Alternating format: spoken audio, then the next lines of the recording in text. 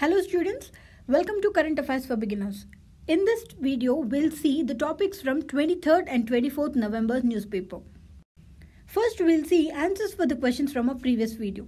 Sentinelese tribe recently seen in news belongs to which among the following state or union territory? It is Andaman and Nicobar Islands. The next question is, consider the following pairs. I have given you wildlife sanctuaries and their location. Barren Island Wildlife Sanctuary is in Andaman and Nicobar Islands. Point Calimere is in Tamil Nadu and Periyar Wildlife Sanctuary is in Kerala. The answer here is D because all the three were correctly paid. Our first article is Lunar Lander Faces Crucial Test. This article comes under GS Paper 3 under the topic of Science and Technology. From this article, we are going to see about Chandrayaan 2. What is this Chandrayaan 2? It is the India's most challenging and second mission by India to the moon. And it is an advanced version of its previous Chandrayaan 1 mission, which is launched in 2008, but it involved only orbiting around the moon. Whereas this Chandrayaan 2 is much complicated mission as it involves an orbiter, lander and a rover. The components of this mission were completely developed indigenously, that is within India, by the ISRO. And in this mission, ISRO will for the first time will attempt to land a rover on the moon's south pole. And this mission involves soft landing on the lunar surface. And rover will walk and analyze the content on the moon's surface. And it is the first time where ISRO is landing a rover on any celestial body. It is the first interplanetary mission, that is landing a rover on any celestial body by the ISRO. And this Chandrayaan 2 will be launched on board of this Geosynchronous Satellite Launch Vehicle Mark II, which we have been discussing in the last week. And what will this orbiter do? The orbiter, that means the spacecraft, it weighs around 3,290 kgs and it will orbit around the moon to perform remote sensing of the moon.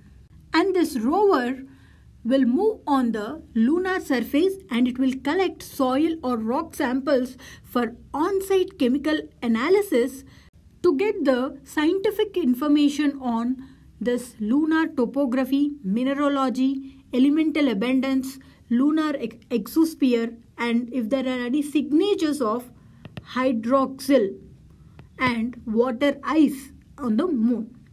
And this data will be relayed to Earth through this orbiter. In this mission, the most complex part is soft landing on the lunar surface of the moon, because only US, Russia and China were able to soft land a spacecraft on the lunar surface of the moon. The next article is Looking Beyond the Optics. This article comes under GS Paper 2 under the topic of International Relations. And here the subtopic is India-Vietnam relations, bilateral relations. From this article, we are going to see what is meant by this India's Look East policy and what is this comprehensive and progressive agreement for Trans-Pacific Partnership, and we'll see ASEAN, and we'll see what is this regional comprehensive economic partnership, and we'll see what is this Mekong-Ganga cooperation framework. First, we'll see what is this Look East policy. It is an effort by India in order to cultivate extensive economic as well as strategic relations with the Southeast Asian nations in order to secure its position as a regional power and to counterweight the rising or the strategic influence of China in the region. And this policy was initiated in 1991 by the P.V. Narasimha Rao government. This policy is a strategic shift in India's perspective of the world. And one more thing is, in this article itself, there is mention of another policy known as Act East policy. This Act East policy was adopted in 2014 to implement this Look East policy in an effective manner by developing better relations with the Southeast Asian nations through bilateral talks, trade and economic ties. And the next one is ASEAN. We have seen about ASEAN so many times. Now again we'll see it in brief. It is a regional intergovernmental organization comprising of 10 Southeast Asian countries. In order to promote intergovernmental cooperation and to facilitate economic, political, security, military, educational and socio-cultural integration among these 10 member countries. Those 10 member ASEAN countries comprise of Indonesia, Malaysia, Thailand, Singapore, Philippines, Vietnam, Myanmar, Cambodia, Brunei and Laos. Whereas here India is a full-time dialogue partner of this ASEAN. And the next one is Regional Comprehensive Economic Partnership, RCEP. What is this? It is a proposed free trade agreement or a comprehensive regional economic integration agreement that was proposed between 10 Asian countries. Just now we have seen what are all those 10 countries and its 6 free trade agreement partners. ASEAN has free trade agreement with 6 countries. They are Australia, New Zealand, India, China, Japan and Korea. And this RCEP is a proposed free trade agreement between this ASEAN and these 6 countries. This question was asked in 2018 prelims. You can find the previous year question that with which among the following nations ASEAN has this free trade agreement with. They have given these 6 countries and they have asked us to select with which of those countries ASEAN has this free trade agreement with. So what is the purpose of this agreement? This will cover goods, services, investments, economic and technical cooperation, competition and intellectual property rights under this RCEP. And if we see what is the importance of this agreement for India, this will provide an opportunity for the success of India's Act East policy, and it will also influence the economic stature of India among other South Asian countries. And one more thing we need to know is this is considered as an alternative to an important multilateral treaty named as Trans-Pacific Partnership, which we will see it now. But the thing is, this agreement, it excludes 2 of the important Asian powers, that is China and India, whereas this RCEP includes them. Now we'll see about this Trans-Pacific Partnership. Trans-Pacific Partnership is a trade agreement among 12 Pacific Rim countries, and this was signed in 2016 February. The founding members of this agreement are Australia, Brunei, Canada, Chile, Japan, Malaysia, Mexico, New Zealand, Peru, Singapore, the United States and Vietnam. These 12 nations together, they framed an agreement known as Trans-Pacific Partnership. These countries are home to 800 million people, and they account for 40% of the global trade. The objective of this agreement it is essentially a free trade area that seeks to provide low trade barriers, that means tariffs, and to establish a common framework for intellectual property and to enforce standards for labor law as well as environmental law. And it has agreed to establish an investor-state dispute settlement mechanism also. All these were the objectives of this Trans-Pacific Partnership Agreement. Now we have seen that it is originally a 12-member agreement. But in January 2017, when Donald Trump has become the US President, he withdrew from the deal 3 days after his inauguration by citing reason for protecting US jobs. And this agreement will be a blow for US manufacturing sector. Initially, this agreement was conceived as a counterbalance to China's economic influence, China's increasing economic influence in the region. And even after US has withdrawn from this agreement, the remaining 11 countries went ahead and they finalized the agreement in January 2018.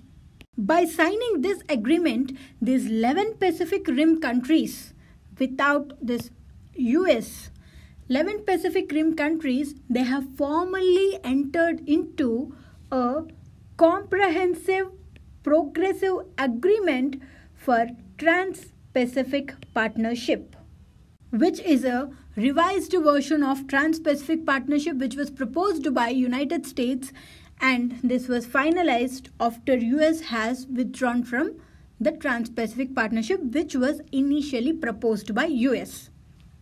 Now, the combined population of these 11 countries exceeds 500 million people, and together their economies account for 13% of the global gross domestic product, that is the global GDP.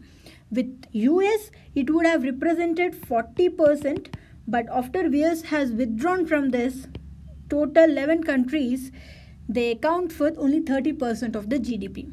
And it is the world's third largest trade bloc after European Union and NAFTA, that is North American Free Trade Agreement. And the next one is Mekong-Ganga Cooperation. Mekong-Ganga Cooperation Bloc is an initiative by India and 5 Asian nations. They are Cambodia, Laos, Myanmar, Thailand and Vietnam. And this is an initiative to promote cooperation in tourism, culture, education as well as transport and communications between these nations. This is named after 2 rivers, that is Ganga and the Mekong, which both are the civilizational rivers. Mekong-Ganga Cooperation Initiative, it aims to facilitate closer contacts among the people that were inhabiting these 2 major river basins. The next article is Corridor of Hope and India-Pakistan commit to Kartarpur Corridor. This article comes under GS Paper 1 under the topic of Indian culture, that will cover salient aspects of art forms, literature, architecture from ancient to modern times. So from this article, from the prelims point of view, what we need to study is location and the significance of the corridor and what are the issues involved in its construction. Now, if we see the context of this article, recently in a significant decision, the Union Cabinet has approved building and developing Kartarpur Corridor from Dera Baba Nanak in Gurdaspur district to the international border in order to facilitate pilgrims from India to visit Gurudwara Darbar Sahib, Kartarpur, on the banks of River Ravi in Pakistan, where Guru Nanak has spent 18 years. The first Sikh Guru, that is Guru Nanak, has spent his 18 years in this Kartarpur region. So pilgrims will be able to visit this holy shrine throughout the year if this corridor was built and developed. This Gurudwara in Kartarpur, it is on the banks of the river Ravi, about 120 kilometers northeast of Lahore. And it was here where Guru Nanak has assembled a Sikh community, and he lived here for 18 years until his death in 1539. So the shrine is visible from Indian side, as Pakistani authorities, they generally trim the elephant grass that will otherwise obstruct the view.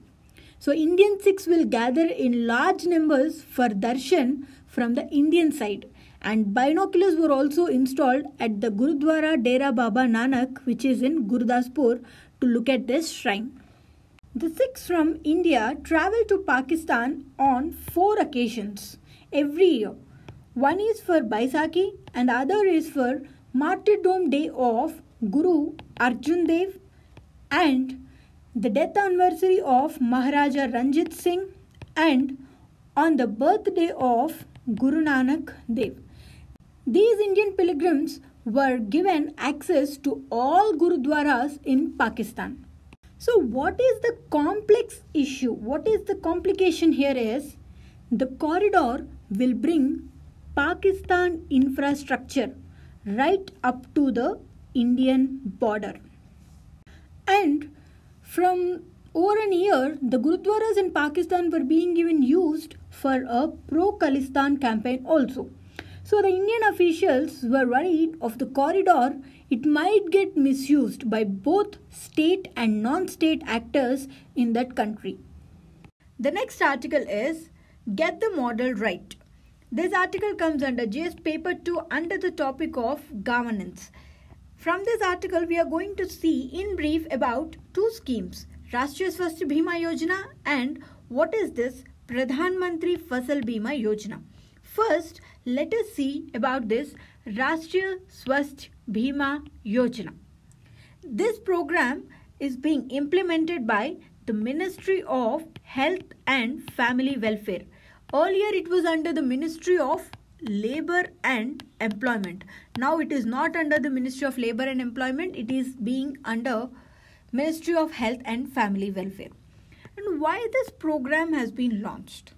This program was launched in order to provide financial protection against a catastrophic health costs.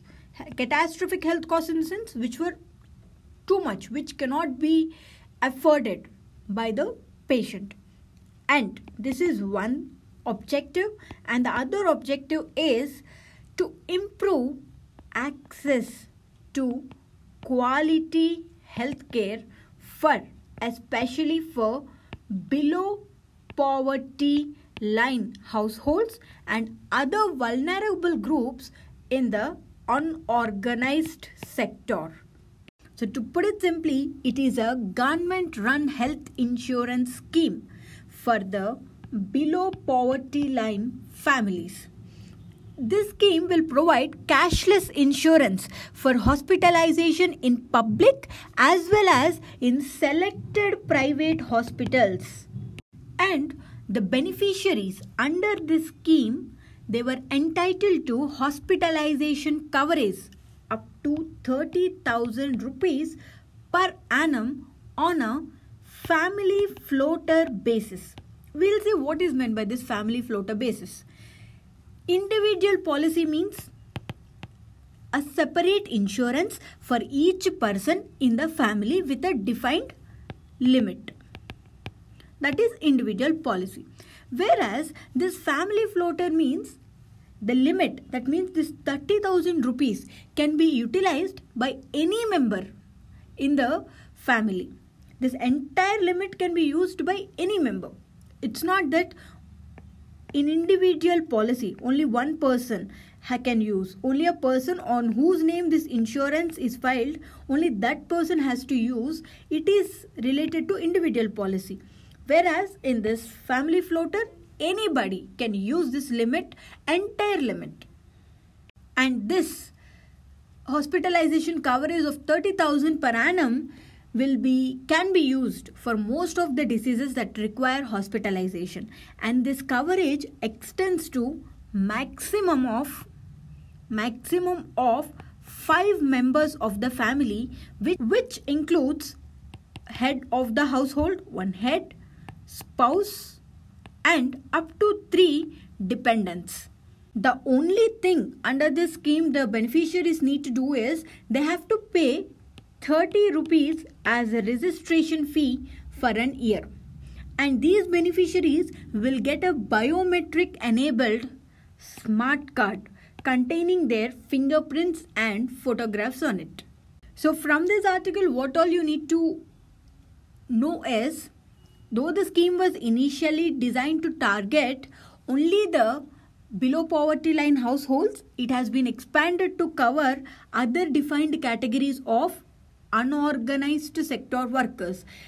Even it's covering construction workers, street vendors, all of them.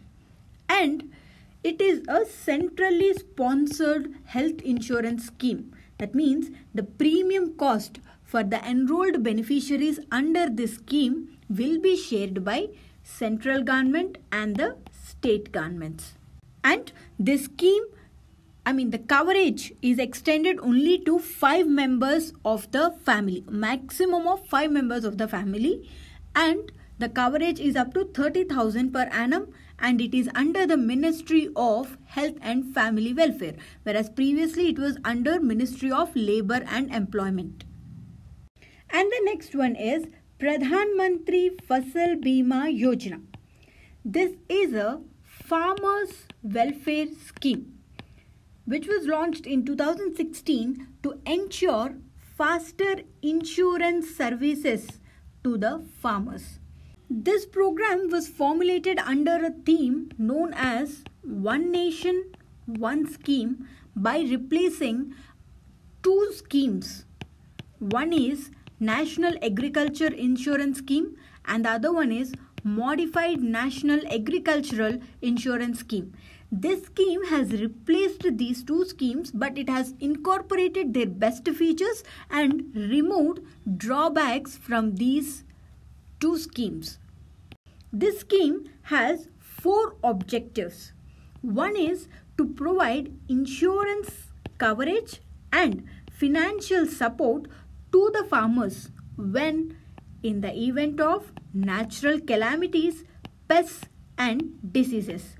The next one is to stabilize farmers' income in order to ensure their continuance in farming. That means the farmers shouldn't stop their farming activities. In order to do that, their income has to be stabilized. So this is one of its objective. And the other one is to ensure flow of credit to the agriculture sector. Credit is needed for the agriculture sector. The next one is to encourage farmers to adopt innovative and modern agricultural practices, that is technology. And we have said that it is a crop insurance scheme. So will it cover all the crops? No. This scheme will cover only food crops, that is cereals, millets and pulses, oil seeds and annual commercial or annual horticultural crops. Only these 3. So what are the conditions for a farmer to avail this insurance? The scheme is mandatory for farmers who took institutional loans from banks. Institutional loans in the sense, in a formal way, they took loan for the crop from banks. And it is optional for farmers who didn't take that institutional credit. So as per this scheme, the rate of insurance charges that were payable by the farmer are, that means the premium rates. We said that government will pay the premium rate, but some amount has to be paid by the farmers. So what is that rate? In case of kharif crops, the farmer's part of premium is 2%. Whereas for rabi crops, the farmer's share is 1.5%. Whereas for annual, commercial and horticultural crops, the farmer's part of premium is 5%. And the remaining part of the premium will be paid equally by the central and state governments. They both will pay equally. So from where the government will get funds to pay this premium? All funds for this scheme will come from Krishi Kalyan Kosh. This is the resource for all the funds to pay the premium by the government. The next article is Aligning the Triad. This article comes under GS Paper 3 and the topic is Internal Security. First of all, we should know what is meant by a nuclear triad. Nuclear triad means the capability of delivering nuclear weapons by aircraft, land-based ballistic missiles and submarine-launched missiles. That means delivering nuclear weapons, the capability to deliver nuclear weapons by an aircraft, land-based ballistic missiles and submarine-launched missiles. India has completed its nuclear triad by inducting the first indigenously built strategic nuclear submarine named INS Arihant into the service. With this, India has become sixth country to have this nuclear triad. Along with India, the other countries which were having nuclear triad are Russia, US, UK, France and China. Only these 5 countries were having nuclear triad. Now India has joined into this league. Just now we have seen that nuclear triad means that India is capable of delivering nuclear weapons by aircraft, land-based missiles and submarine-launched missiles. Our Indian Army has a very strong arsenal of land-based intercontinental ballistic missiles, and these includes Agni series, Prithvi series, Prahar missile, Shaurya missile, supersonic BrahMos and subsonic Nirbhaya missiles. These are the land-based ballistic missiles. Next, when it comes to Indian Air Force, our Indian Air Force, it operates Jaguars aircrafts that were designed for deep penetration strike and can carry even a nuclear bomb. It is Jaguars aircrafts. Besides this, our Indian Air Force also has Sukhoi 30 Mk-1 and Rafale aircrafts which can also deliver nuclear weapons. Next is Indian Navy. Now, our Indian Navy has its own nuclear powered ballistic missile submarine, which is our INS Arihant, which is capable of delivering nuclear weapons. So from this article, from the prelims point of view, what is important is we should know what are the features of INS Arihant. Some specifics about it. This INS Arihant is a nuclear submarine. It is a nuclear submarine which is capable of carrying nuclear tipped ballistic missiles. And it belongs to the class of ship submersible ballistic nuclear. What is this ship submersible ballistic nuclear? These SSBNs are designed to go into the deep ocean waters and carry nuclear weapons. They provide a nation with an assured second strike capability. Second strike capability in the sense capability to strike back after being hit by a nuclear weapons first from the opposite or an enemy. In case of India, second strike capability is very important because we are committed to a no first use policy as part of our nuclear doctrine. What is meant by this no first use policy? No first use refers to a policy by a nuclear power not to use nuclear weapons as a means of warfare. They will not use this nuclear weapons unless it is first attacked by an enemy using the nuclear weapons. That means if an enemy is attacking India with nuclear weapons, then only we will attack with our nuclear weapons. And if the other country is not attacking with nuclear weapons, for example, they are using some chemical or biological weapons to attack India, then we will not use our nuclear weapons to attack them. Now let's come back to our INS Arihant. We said that it's a nuclear submarine which is capable of carrying nuclear tipped ballistic missiles, and it belongs to a class known as ship submersible ballistic nuclear. The design of this submarine is based on Russian Akula class 1 submarine, and this was built with Russia's help under Advanced Technology Vessel project that is started in 1980 itself. Under this project, with the help of Russia, this INS Arihant was built, and it weighs around 6,000 tons and it is 112 meter long, and it is powered by 83 megawatt pressurized light water nuclear reactor which is enriched with uranium fuel. And the submarine is armed with K-15 Sagarika missiles that were of range 750 kilometers, and later it will be armed with much longer range K-4 missiles that were of range 3,500 kilometers, and this K-4 missiles were being developed indigenously by DRDO. The next one is PSBs can seek LOCs against defaulters. This article comes under JS paper 3 under the topic of internal security. From this article, we are going to see what is meant by this LOC, Lookout Circular, according to this article. Lookout Circular is a forceful measure. It's a coercive measure used by the investigating agencies and the courts in order to compel the suspects who are waiting trial to surrender. This LOC will be issued against a list of persons, and this list is known as a blacklist. Persons who are under the blacklist.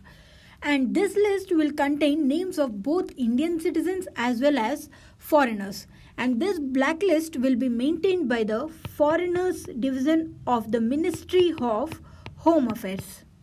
And it will be sent to all Indian diplomatic missions across the world as well as to the immigration checkposts within the country. So we can say that it is a circular letter used by the authorities to check whether a traveling person is wanted by the police.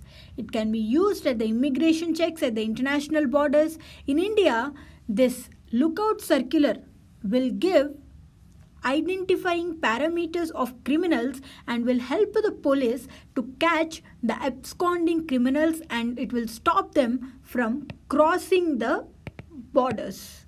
And the blacklisting of the criminals against whom this lookout circular has to be issued will be recommended by the central agencies and the state police.